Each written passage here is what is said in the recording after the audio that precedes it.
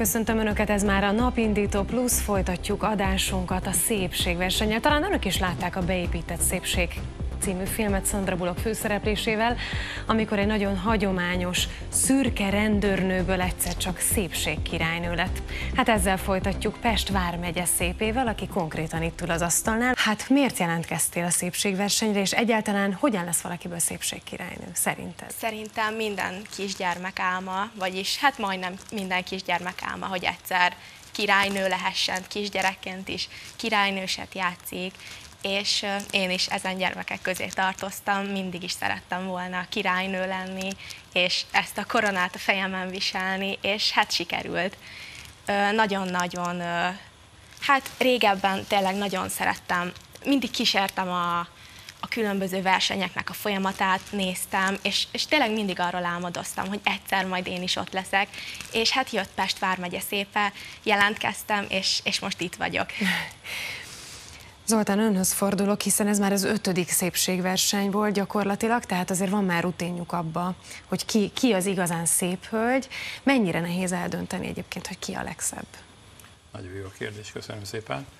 Nagyon nehéz, hát éppen ezért egy elég nagy számú 12 tagú szakmai zsűriből áll nálunk az ítészek ugye, száma. Hát ebben azért van stílusszakértő, fotós, divatszakember, média szakember, tehát egy csomó olyan szakmabeli, aki ezért úgy ezt el tudja dönteni, de hát ugye a szépség az egy szubjektív dolog, és hát az összesített pontszámok alapján, a 12 tagú zsűri döntése alapján kerül ugye kihirdetésre mindig a királynő. Hát minden évben nagy ováció fogadja ugye a királynő választást, hál' Istennek most már egyre népszerűbbek vagyunk, és hát ugye nem régen indultunk az új törvényellenesoknak megfelelően Pest vármegye szépen néven, tehát fölvettük a nevet, és hát ezt külön köszönöm a Pest megyei közülés elnökének, Szabó István úrnak, aki ugye engedélyezte részemre, és ez egy nagy felelősség, büszke is vagyok rá egyébként, hogy Pest megye, most már Pest vármegye szépét vihetjük. Itt ez egy közös kérdés lesz, mert szerintem nagyon fontos az, hogy ki az, aki igazán szép? Mi az az egy olyan kritérium, amire azt tudjuk mondani, hogy aki ennek a kritériumnak megfelel, az már szép? Anna, most téged kérdezlek, szerinted? Szerintem a szem elmond mindent, a szemben van az igazi kisugárzás, az igazi éned, és szerintem a szem dönt. Zoltán? Annának ebben igaza van, de viszont nagyon lényeges a kisugárzás és a belső értékek, tehát gyakorlatilag mi azt is nézzük, én jó magam is a zsűri tagja vagyok, hogy milyen értékei vannak az adott versenyzőnek, milyen kisugárzásai vannak, és összességében 2-3 pontból áll össze ez a szubjektív véleményalkotás, amiből ugye lesz egy csapatdöntés a végén a 12 tagú zsűrinek. Sok-sok kritérium volt, ugye, hogy hogyan lehet jelentkezni, és milyen követelményeknek kell megfelelni.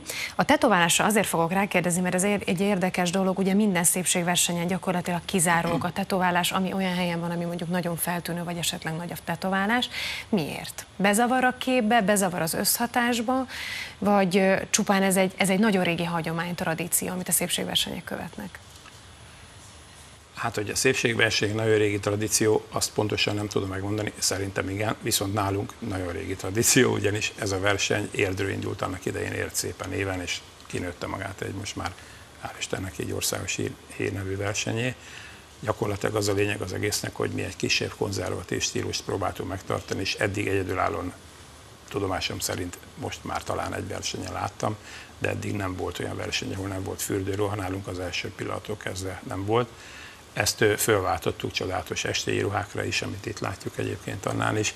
Általában népies ruhák, nagyon szép, autentikus népies zenékkel, szép látványtervel, lett falakkal, tehát nálunk ezek az értékek számítanak inkább, mint a fürdőruha.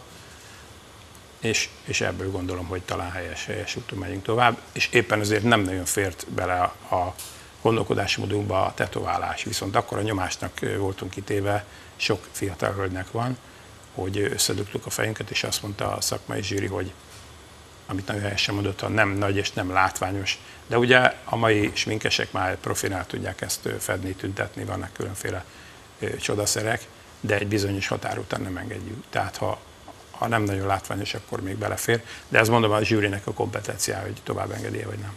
Anna, egy gyors választ kérek szépen, meglepődtél? Igen, nagyon meglepődtem. Akkor jó. Gratulálok sok szeretettel, és további sok sikert kívánok a következő versenyekhez is. Köszönöm. Majd köszönöm szépen.